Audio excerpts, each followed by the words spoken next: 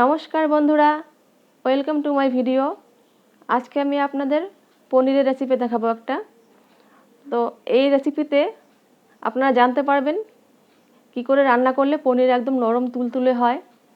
তো সবার প্রথমে পনিরের মশলাটা তৈরি করব।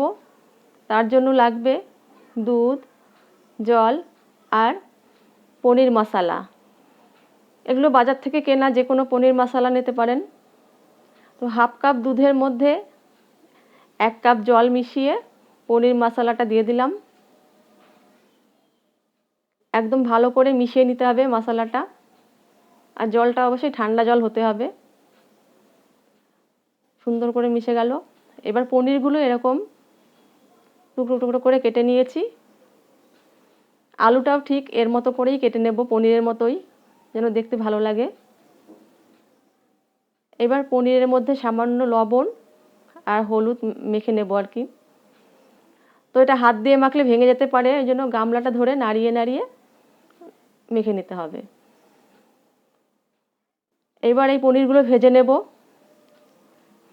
কড়াইয়ে তেলটা গরম হলে, খুব গরম না, হালকা গরম হবে তেলটা, তার মধ্যে পনিরগুলো আস্তে আস্তে করে ভেজে নেব সব সুন্দর করে। এই ভাজা পনিরগুলো একটা জলের পাত্রে রাখতে হবে। এটাই হচ্ছে আসল টিপস পনির নরম রাখার। মশলা যাই হোক, কিন্তু পনির নরম রাখতে গেলে ভাজা পনির জলের বাটিতে তুলতে হবে। এই যে বাটিতে জল নিয়েছি, এবার এর মধ্যে আমি পনিরগুলো নিয়ে নিলাম। এরকম করে রান্না করলে পনির সবসময় নরম থাকবে। এবার বাকি যা তেল ছিল পনির ভাজার পর, তার মধ্যে আলু দিয়ে দিলাম। বেশি তেল দেব না, অল্প তেলেই রান্না হবে, এটাই যথেষ্ট, অনেক তেল। এবার আলুটা ভালো করে ভাজা হবে। এর মধ্যে সামান্য একটু লবণ দেব। এই পনির মশলার মধ্যে লবণ দেওয়াই থাকে, তাই বেশি লবণ ব্যবহার করব না। আলুটা ভাজার জন্য যেটুকু লবণ দরকার সেইটুকু লবণই দেব।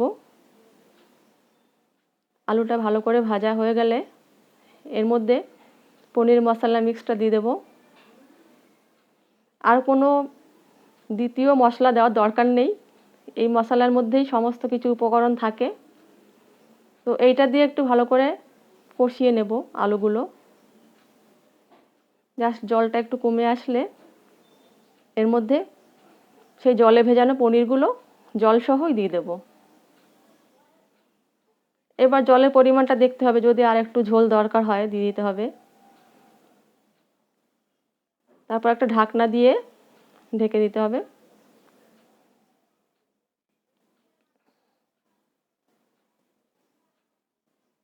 বাহ, সুন্দর একটা গন্ধ ছাড়ছে, পনিরটা পুরো রেডি। এটা ভাত বা রুটি সব কিছুর সাথেই খাওয়া যায়। আপনারা বাড়িতে করে দেখবেন, খুবই সুস্বাদু একটা রেসিপি। একদম হোটেলের মতো একটা কালার এসছে দেখতে, কিন্তু খেতেও ঠিক হোটেলের মতোই লাগে। আপনারা করে দেখবেন।